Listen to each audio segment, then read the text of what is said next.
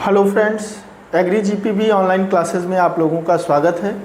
आज हम लोग एग्रीकल्चर स्टैटिस्टिक्स के अंतर्गत एक्सपेरिमेंटल डिज़ाइन को समझेंगे। एक्सपेरिमेंटल डिज़ाइन में यूज होने वाले डिफरेंट टर्मिनोलॉजी जो हैं उनको समझेंगे और हम लोग जो बेसिक प्रिंसिपल हैं एक्सपेरिमेंटल डिज़ाइन के उनको समझेंगे। ठीक है, तो सबसे पहले हम लोग जान लेते हैं कि एक्सपेरिमेंट क्या होता है। देखिए, एक्सपेरिमेंट क्या होता है ये चीज़ हम लोग जान लेते हैं। ठीक है, जिसको हम कह सकते हैं प्रयोग। ठीक है, क्या कह सकते हैं? प्रयोग, experiment.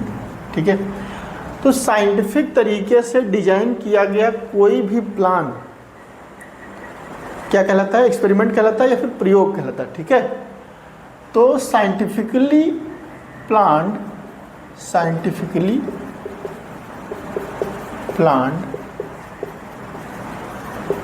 Method is called experiment. तो साइंटिफिक तरीके से, वैज्ञानिक तरीके से कोई भी प्लान किया गया, डिजाइन किया गया जो मेथड होता है उसी को हम क्या कहते हैं? एक्सपेरिमेंट कहते हैं। ठीक है, उसी को क्या कहते हैं? एक्सपेरिमेंट कहते हैं या फिर प्रयोग कहते हैं। ठीक है, अब देखिए एक्सपेरिमेंटल डिजाइन क्या है। ठीक है, एक्सपेरिमेंटल डिजाइन, ठीक है। देखिए, एक्सपेरिमेंटल डिजाइन का मतलब क्या है कि जब हम फील्ड की अगर बात करें, जैसे हम फील्ड की बात करें या फिर लैंड की बात करें, तो हम उसमें क्या करते हैं, जो भी हमारे पास ट्रीटमेंट है। अब देखिए, इससे पहले आप लोग ट्रीटमेंट क्या है इसको समझना पड़ेगा। ठीक है, ट्रीटमेंट, जैसे आप जानते हो कि जैसे अगर हम फील्ड एक्सपेरिमेंट की बात करें तो हमारे पास क्या होता है कि मान लीजिए एग्रोनॉमी की अगर बात करें, सस्य विज्ञान की, तो उसमें हमारे पास एक पर्टिकुलर कोई वैरायटी होती है जिसमें हम अलग अलग डोज में फर्टिलाइज़र देते हैं और उसका इफ़ेक्ट देखते हैं कि इस पर्टिकुलर फर्टिलाइज़र का, मैन्योर का क्या इफ़ेक्ट है इस वैरायटी के प्रोडक्शन पे। ठीक है, यही देखते हैं।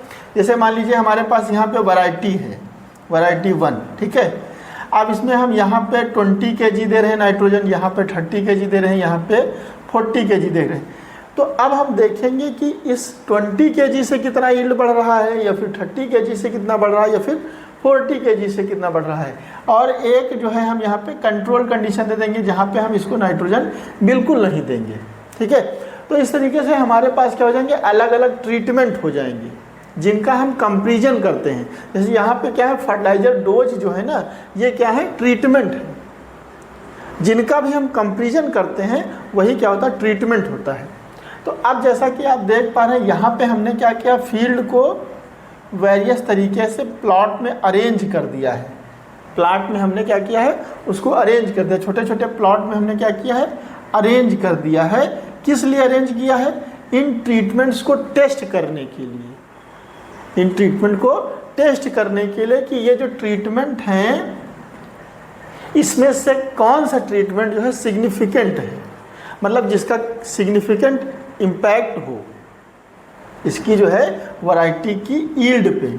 तब हम जो है रिकमेंड करेंगे कि 30 kg जो है नाइट्रोजन क्या होगा, अच्छा रहेगा, अगर 30 kg जो है सिग्निफिकेंट इम्पैक्ट डालता है यील्ड पे। ठीक है, तो इस तरीके से हम क्या कर रहे हैं, हम जो है फील्ड को वेरियस प्लॉट में क्या कर दिए हैं, अरेंज कर दिए हैं और उसमें हमने क्या रखा है, ट्रीटमेंट को रखा हुआ है। ठीक है, ट्रीटमेंट को रखा हुआ, तो क्यों रखा हुआ है? इनको जो है हम टेस्ट करने के लिए रखे हुए हैं और एक जो है वैलिड रिजल्ट को ऑब्टेन करने के लिए रखे हुए हैं कि हमको एक वैलिड रिजल्ट मिल जाए। अगर हम मान लो फील्ड को ना जो है डिफरेंट प्लॉट में अरेंज करें और कहीं हम ये यहाँ पे 20 kg डाल दिए, यहाँ 30 kg डाल दिए, यहाँ 40 kg, यहाँ 60 kg, यहाँ 0, तो हमको कुछ पता ही नहीं चलेगा, हम वैलिड कंक्लूजन पे आ ही नहीं सकते हैं। ठीक है, किसी एक पर्टिकुलर प्रॉब्लम, जैसे हम प्रॉब्लम को मतलब क्या है कि हमको वैरायटी का जो टेस्ट, मतलब जो वैरायटी का यील्ड है उस पर अलग अलग फर्टिलाइजर डोज का इफेक्ट देखना, तो ये हमारी प्रॉब्लम हो गई। अब इसमें हम एक जो है वैरायटी लिए हुए हैं, इस पे इफेक्ट देख रहे हैं। ठीक है, तो अब ये हमारी जो फर्टिलाइजर डोज है ये ट्रीटमेंट हो गई और जो ये वैरायटी हो गई ये जो है एक्सपेरिमेंटल यूनिट हो जाएगी, जिस पे कि हम ट्रीटमेंट को डाल करके क्या रहे हैं, इफेक्ट देख रहे हैं। ठीक है, तो इस वैरायटी पे हम जो है डिफरेंट डिफरेंट फर्टिलाइजर डोज का इफेक्ट देख रहे हैं। तो जब हमको ये पता चल जाएगा कि इस पर्टिकुलर जो है डोज पे अच्छा इम्पैक्ट पड़ रहा है तो इसको हम रिकमेंड कर देंगे। तो यहाँ पे क्या है, हम एक वैलिड कंक्लूजन निकाल सकते हैं कि इसका जो है अच्छा रिजल्ट आ रहा है, लेकिन यहाँ पे हम वैलिड रिजल्ट जो है नहीं निकाल सकते हैं। ठीक है, तो इस तरीके से जब हम फील्ड को डिफरेंट डिफरेंट प्लॉट में अरेंज करते हैं ट्रीटमेंट को टेस्ट करने के लिए और एक वैलिड रिजल्ट को ऑब्टेन करने के लिए, किसी भी पर्टिकुलर समस्या को सॉल्व करने के लिए, ट्रीटमेंट को टेस्ट करने के लिए जब हम फील्ड को डिफरेंट डिफरेंट प्लॉट में अरेंज करते हैं, उसी को क्या कहते हैं, एक्सपेरिमेंटल डिजाइन। क्या कहते हैं, एक्सपेरिमेंटल डिजाइन। जैसे कि आप जानते हैं एक्सपेरिमेंटल डिजाइन कई तरीके की होती हैं, कंप्लीट रेंडोमाइज डिजाइन, या फिर रेंडोमाइज ब्लॉक डिजाइन, या फिर Latin square design, augmented design. इस तरीके से बहुत सारी जो है डिजाइन होती हैं, strip plot design, split plot design, इस तरीके से बहुत सारी डिजाइन होते हैं। तो उसमें हम क्या करते हैं, इस फील्ड को अलग अलग तरीके से अरेंज करते हैं छोटे छोटे ब्लॉक में, प्लॉट में। ठीक है, तो उसी को हम क्या कहते हैं, एक्सपेरिमेंटल डिजाइन।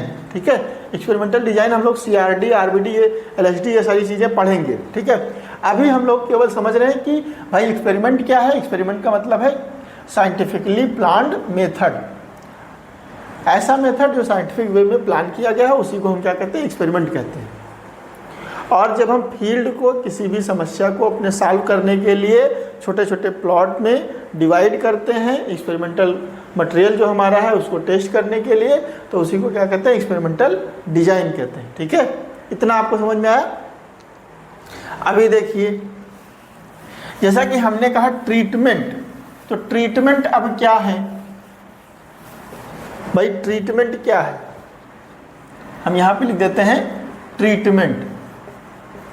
ठीक है, तो ट्रीटमेंट क्या है, देखिए ऑब्जर्वेशन, कोई भी ऑब्जर्वेशन जिसका हमको क्या करना है, कंपैरिजन करना है, जिसका हमको कंपैरिजन करना है, उसी को हम क्या कहेंगे, ट्रीटमेंट कहेंगे। ठीक है, तो यहाँ पे देखिए हम लोग लिख सकते हैं various objects that are to be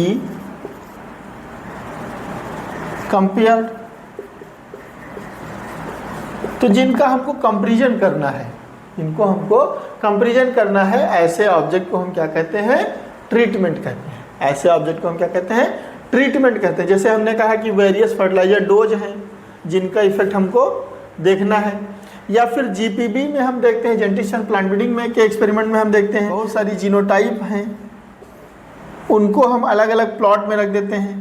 जैसे यहाँ पे हमने जीनोटाइप 1 रख दिया, यहाँ पे जीनोटाइप 2 रख दिया, यहाँ पे जीनोटाइप 3 रख दिया, यहाँ पे जीनोटाइप 4 रख दिया, इस तरीके से रख दिया। ठीक है, तो इनका जो है हम क्या करते हैं, इनका जो है जेनेटिक पोटेंशियल देखते हैं कि कौन सी जो जीनोटाइप है वो कितना अच्छा परफॉर्मेंस कर रही है। यहाँ पे हम फर्टिलाइजर डोज बिल्कुल सेम रखते हैं, यहाँ पे हम जीनोटाइप्स का परफॉर्मेंस चेक कर रहे हैं। और एग्रोनॉमी के ट्रायल में हम देख रहे थे कि हमारे पास जीनोटाइप तो एक ही है, वैरायटी एक ही है, G1 है, लेकिन यहाँ पे हम फर्टिलाइजर डोज इसका अलग अलग रख रहे हैं। तो एग्रोनॉमी में जनरली हम लोग इस्टेब्लिश्ड वैरायटी लेते हैं, कोई भी इस्टेब्लिश्ड वैरायटी ले लेते हैं।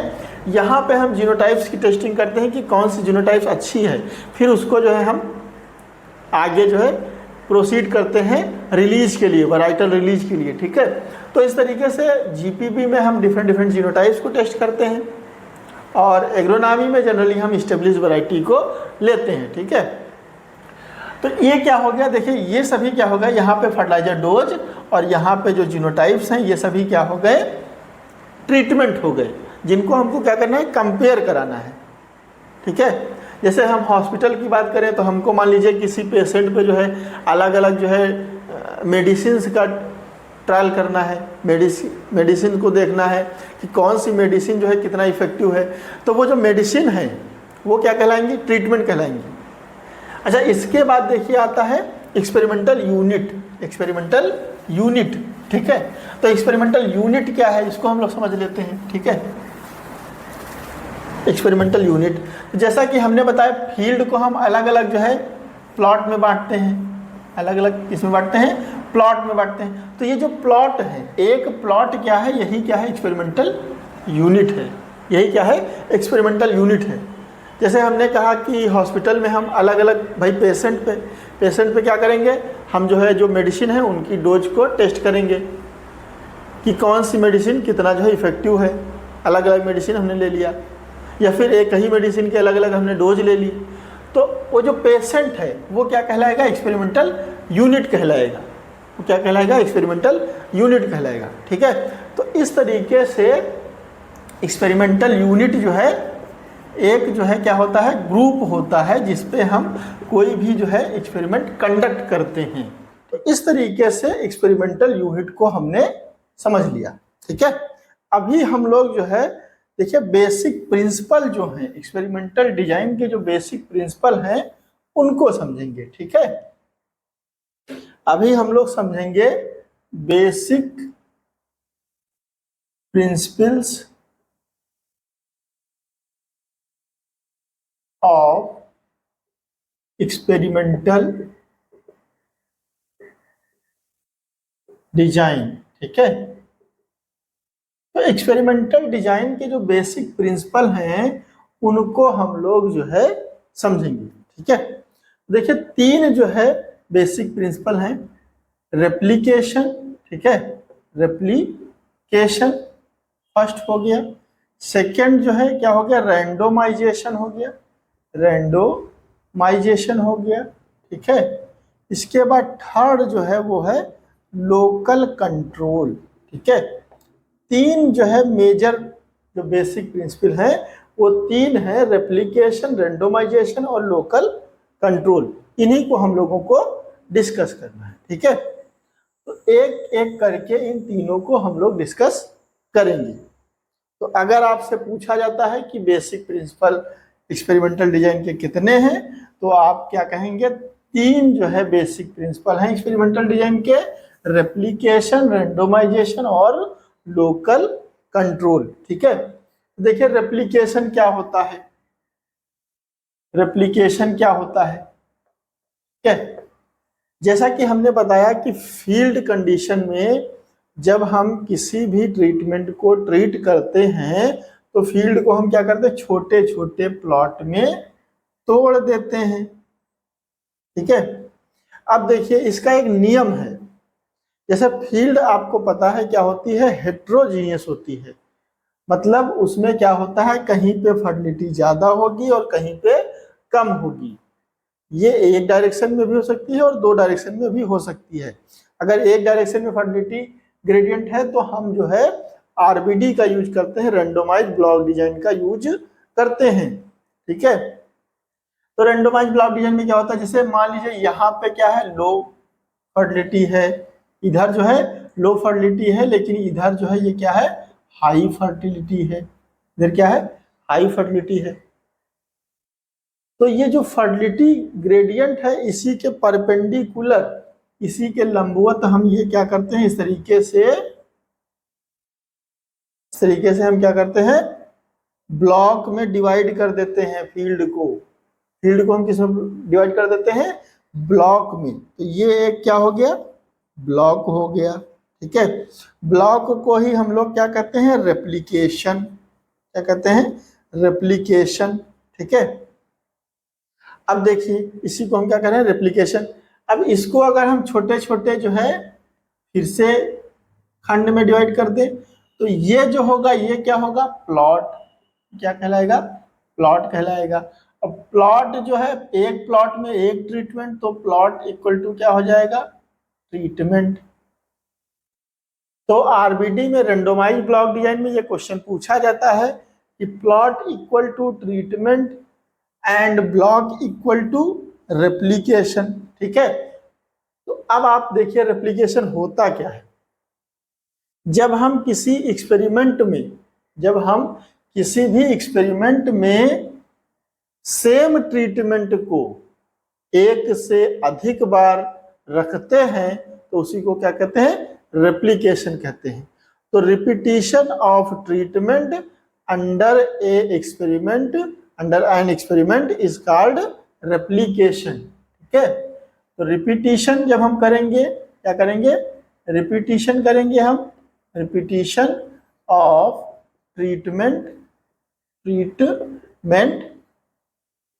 Under investigation. तो जिस चीज का हम इन्वेस्टिगेशन कर रहे हैं उसको हम क्या करें, रिपीट करें, उसी को क्या कहेंगे, रेप्लिकेशन कहेंगे। ठीक है, तो ये चीज आपको समझ में आई कि रेप्लिकेशन का मतलब क्या है। रेप्लिकेशन का मतलब है हम ट्रीटमेंट को एक से अधिक बार प्लॉट में या फिर फील्ड में हम रखेंगे। क्यों रखेंगे, इस चीज को हम लोग समझ लेते हैं, रेप्लिकेशन करते क्यों हैं। जैसे कि सपोज डेट यहाँ पे हमने जो है ट्रीटमेंट 1 रख दिया, भाई हमने यहाँ पे ट्रीटमेंट 1 रख दिया, या फिर हम कहते हैं वैरायटी 1। सपोज डेट यहाँ पे हमने वैरायटी 1 रख दिया। ठीक है, अब यहाँ पे देखिए क्या है, यील्ड जो है, मतलब ये फर्टिलिटी क्या है, कम है, फर्टिलिटी कम है, तो इस वैरायटी का परफॉर्मेंस क्या आएगा, कम आएगा। और अगर इसको हम मान लीजिए यहाँ पे ना रखें, हम यहाँ पे रख दें, तो इस वैरायटी का परफॉर्मेंस क्या आएगा, हाई आएगा, क्योंकि यहाँ पे फर्टिलिटी क्या है, ज्यादा है। तो अब देख रहे हैं आप कि इस वैरायटी का परफॉर्मेंस हमको नहीं पता चल पा रहा है, एक्यूरेट इस वैरायटी का परफॉर्मेंस क्या है। तो इसके लिए हम क्या कर सकते हैं, इसके लिए हम करेंगे ये कि इस वैरायटी को हम क्या करें, इस वैरायटी को हम यहाँ भी रखें और इस वैरायटी को हम यहाँ भी रख दें, इस वैरायटी को हम यहाँ भी रख दें और इस वैरायटी को हम यहाँ भी रख दें।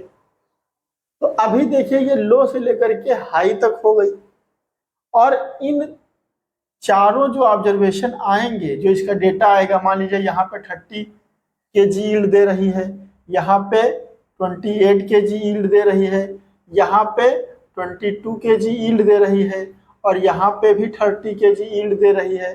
तो अब देखिए ये 22 और 28 कितना हो गया, 50।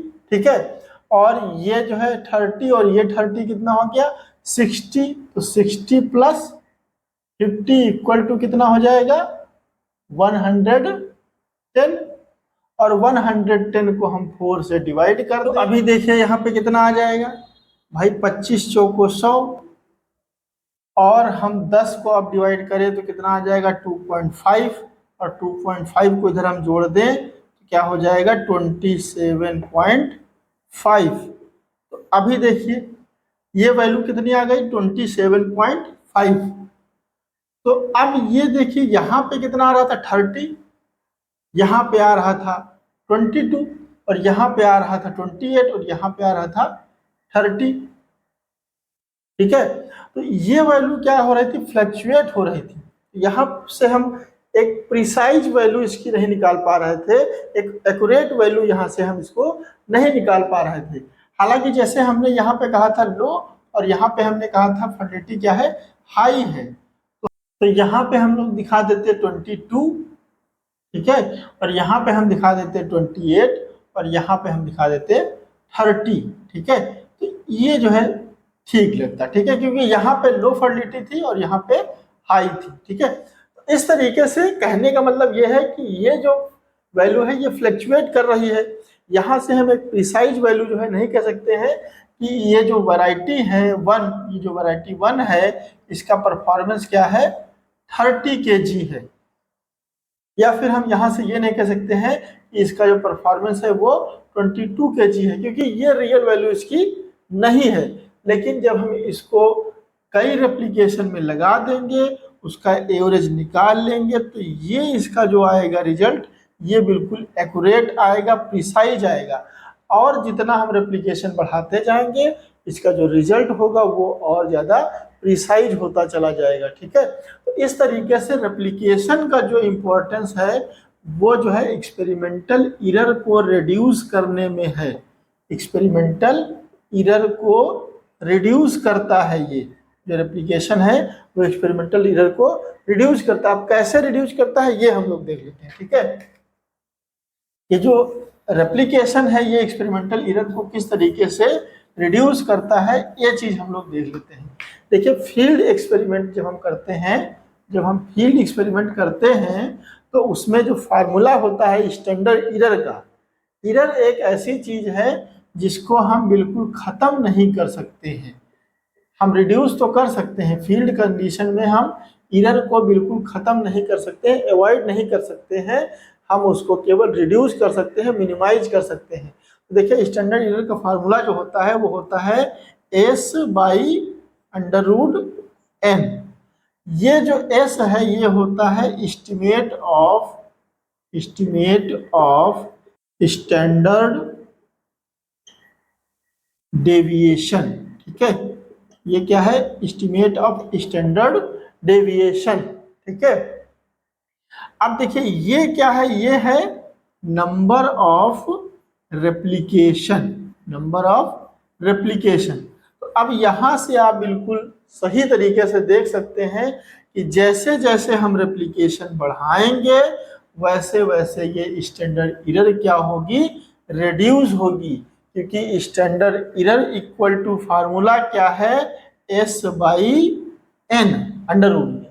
ठीक है, तो जैसे जैसे हम नंबर ऑफ रेप्लिकेशन बढ़ाते जाएंगे वैसे वैसे जो स्टैंडर्ड एरर है वो रिड्यूस होती चली जाएगी। तो इस तरीके से जो रेप्लिकेशन है वो एक्सपेरिमेंटल एरर को क्या करता है, रिड्यूस करता है। ठीक है, अच्छा दूसरा हम इस तरीके से समझ सकते हैं कि जो एरर है वो क्यों आती है। भाई देखिए सेम ट्रीटमेंट है, ट्रीटमेंट 1 सेम ट्रीटमेंट है, ठीक है, और ये भी वही ट्रीटमेंट है, ये भी वही ट्रीटमेंट है, ये भी वही ट्रीटमेंट है। ठीक है, अब सेम ट्रीटमेंट या सेम ट्रीटमेंट में जो डिफरेंस आता है, अगर हम इसको अलग अलग प्लॉट में रखते हैं, जो डिफरेंस आता है उसी को हम क्या कहते हैं, भाई ये एरर की वजह से आया है। अगर सेम ट्रीटमेंट है तो इसकी वैल्यू क्या होनी चाहिए, हर जगह सेम होनी चाहिए, क्योंकि ट्रीटमेंट तो वही है, वैरायटी तो वही है। लेकिन ये सेम नहीं रहता है क्योंकि यहाँ पे इस वैरायटी के अतिरिक्त और भी फैक्टर हैं। जैसे कि हमने बताया यहाँ पे लो फर्टिलिटी है, यहाँ पे हाई फर्टिलिटी है। तो इसके वजह से केवल ये जीनोटाइप नहीं है, इसके साथ में कुछ और फैक्टर हैं जो इसको क्या कर रहे हैं, इन्फ्लुएंस कर रहे हैं। तो ये सब क्या कराएंगे, ये सब एक्सपेरिमेंटल एरर को प्रोड्यूस करेंगे। तो इसको मिनिमाइज करने का बस एक यही तरीका है कि हम रेप्लिकेशन को बढ़ाते जाएं, हम रेप्लिकेशन को बढ़ाते जाएं, तो हमको क्या मिलेगा, बिल्कुल प्रिसाइज रिजल्ट मिलेगा। हम इन सब का एवरेज निकाल लेंगे और हमको प्रिसाइज जो है रिजल्ट मिलेगा, हमको एक्यूरेट रिजल्ट मिलेगा। तो रेप्लिकेशन का काम यही है, एक्सपेरिमेंटल एरर को रिड्यूस करना और एक्सपेरिमेंटल जो प्रिसीजन है उसको बढ़ाना। ठीक है, अब देखिए, अब हम लोग जो है रैंडोमाइजेशन की बात कर लेते हैं, रैंडोमाइजेशन की बात कर लेते हैं। ठीक है, रैंडोमाइजेशन क्या है, random allotment of treatment in a particular experiment. किसी भी पर्टिकुलर एक्सपेरिमेंट में जब हम ट्रीटमेंट का रैंडम अलॉटमेंट करते हैं उसी को क्या कहते हैं, रैंडोमाइजेशन। जैसे कि मान लीजिए हमारे पास जो है 3 तरीके की नोट है, एक 2000 की नोट है, एक 500 की नोट है और एक जो है 200 की नोट है। अब 200 की नोट मान लीजिए हम उसको दे रहे हैं जिसको हम बहुत ज़्यादा जो है जिससे नाराज रहते हैं, उसको दे रहे हैं, तो ये क्या होगी, ये पार्शियलिटी हो जाएगी। लेकिन अगर हम आंख मूंद लें और हम तीनों नोट जो है इस तरीके से उसको जो है मिक्स कर ले, उसके बाद जो है हम उसमें किसी के हाथ में उसको रख दें, तो ये क्या होगा, ये उसका रैंडम अलॉटमेंट होगा। हमने किसी के साथ पार्शियलिटी नहीं की है, 3 बच्चे हैं और हमने जो है नोट आंख मूंद करके ऐसे जो है रखी है, तो वो क्या होगा, वो रैंडम अलॉटमेंट होगा। इसी तरीके से जब हम फील्ड कंडीशन में ट्रीटमेंट का अलॉटमेंट करते हैं तो हम रैंडम अलॉटमेंट करते हैं। जैसे कि हमने आपको बताया कि जो फर्टिलिटी ग्रेडियंट है, सपोज दैट जो फर्टिलिटी ग्रेडियंट है, हमने आपको जैसा कि बताया कि यहाँ पे लो है और ये यहाँ पे क्या है, हाई है। तो हमने जैसा कि आपको बताया हम जो है इसको रेप्लिकेशन मान लेंगे, ये रेप्लिकेशन 1 हो गया, ये रेप्लिकेशन 2 हो गया, ये रेप्लिकेशन 3 हो गया और ये रेप्लिकेशन 4 हो गया। ठीक है, अब जैसे मान लीजिए हम जो है ट्रीटमेंट का अलॉटमेंट करें, ट्रीटमेंट का क्या करें, अलॉटमेंट करें। हम सपोज डेट यहाँ पे ट्रीटमेंट 1 रख दिए और यहाँ पे हमने ट्रीटमेंट 1 रख दिया, यहाँ पर भी ट्रीटमेंट 1 रख दिया और यहाँ पर भी ट्रीटमेंट 1 रख दिया और यहाँ पर भी ट्रीटमेंट 1 रख दिया। अब यहाँ पे हमने ट्रीटमेंट 2, ट्रीटमेंट 2, ट्रीटमेंट 2, ट्रीटमेंट 2, यहाँ पे हमने रख दिया ट्रीटमेंट 3, ट्रीटमेंट 3, ट्रीटमेंट 3, ट्रीटमेंट 3, यहाँ पे हमने रख दिया ट्रीटमेंट 4, ट्रीटमेंट 4, ट्रीटमेंट 4 और ट्रीटमेंट 4। ठीक है, अब यहाँ पे आप देख पा रहे हैं कि जो ट्रीटमेंट 1 है, ट्रीटमेंट 1 जो है ये हमेशा कहाँ पे है, लो फर्टिलिटी में है। हमने एक सिस्टमेटिक तरीके से रखा है। अगर जो आदमी नहीं जानता है, जैसे कि जिन्होंने पढ़ा है एक्सपेरिमेंटल डिजाइन, जो जान रहे हैं, वो इस तरीके की गलती कतई नहीं करेंगे। लेकिन जो नहीं जानता है वो क्या करेगा, चलिए हम सिस्टम से रख देते हैं। भाई ट्रीटमेंट 1 जो है हम यहाँ पे वैरायटी 1 पूरा यहाँ पे शोइंग कर देते हैं और वैरायटी 2 को हम यहाँ पे शोइंग कर देते हैं, वैरायटी 3 को हम यहाँ पे शोइंग कर देते हैं, वैरायटी 4 को हम यहाँ पे शोइंग कर देते हैं सिस्टम से। तो इसमें क्या होगी, इसमें एरर आ जाएगी।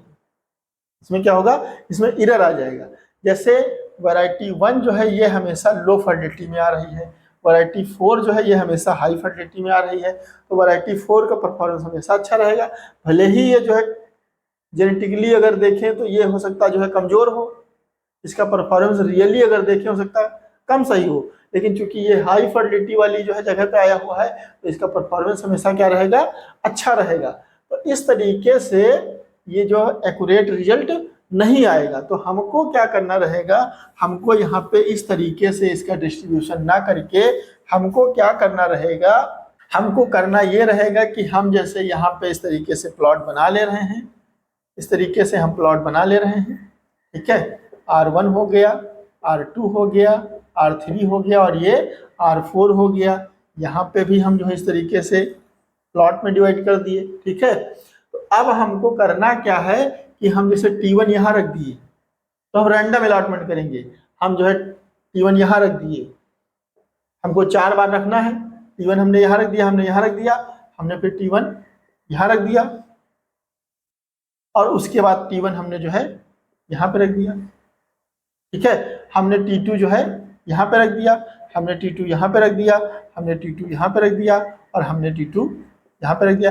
तो इस तरीके कहने का मतलब ये है कि हम रैंडम अलॉटमेंट करेंगे। हम जो है T3 का जो है हमने मान लीजिए सपोज दैट यहाँ पे रख दिया, हम जो है फिर T3 मान लीजिए यहाँ पे रख दिए, फिर T3 हम जो है यहाँ पे रख दिए, फिर T3 हम जो है यहाँ पे रख दिए। इसके बाद जो है हमने T4 जो है यहाँ पे रख दिया, T4 हमने यहाँ पे रख दिया, T4 हमने यहाँ पे रख दिया और T4 हमने यहाँ पे रख दिया। तो हमने यहाँ पे क्या किया, हमने रैंडम अलॉटमेंट किया, हमने किसी के साथ पार्शियलिटी नहीं की। तो इससे क्या होगा, इससे बायसनेस जो होगा वो नहीं रहेगा, जो बायसनेस होगा वो नहीं रहेगा। ठीक है, जो बायसनेस होगा वो नहीं रहेगा। यहाँ पे जो है रैंडम अलॉटमेंट होगा, किसी के साथ कोई पार्शियलिटी नहीं होगी। तो जो रिजल्ट आएगा वो जो है एक्यूरेट आएगा, वो बायस्ड जो है रिजल्ट नहीं आएगा, वो रिजल्ट जो है सही आएगा। ठीक है, तो इस तरीके से जो सिस्टमेटिक एरर है, जैसे कि जब हम सिस्टम से लगा रहे थे, हम T1 को इस तरीके से लगा दे रहे थे, यहीं पे शोइंग कर दे रहे थे। तो जो सिस्टमेटिक एरर है, जो सिस्टम से हम लगा रहे थे, जो सिस्टमेटिक एरर है, रैंडमाइजेशन उस सिस्टमेटिक एरर को क्या कर देता है, रिड्यूस कर देता है। क्या कर देता है, रिड्यूस कर देता है। तो पूछा जाता है कि रैंडमाइजेशन किस तरीके की एरर को रिड्यूस करता है। रैंडमाइजेशन सिस्टमेटिक एरर को रिड्यूस करता है, क्योंकि रेप्लिकेशन जो है वो रैंडम एरर को रिड्यूस करता है। तो अगर आपसे पूछा जाता है कि रैंडमाइजेशन किस तरीके की एरर को रिड्यूस करता है, तो रैंडमाइजेशन जो है सिस्टमेटिक एरर को रिड्यूस करता है।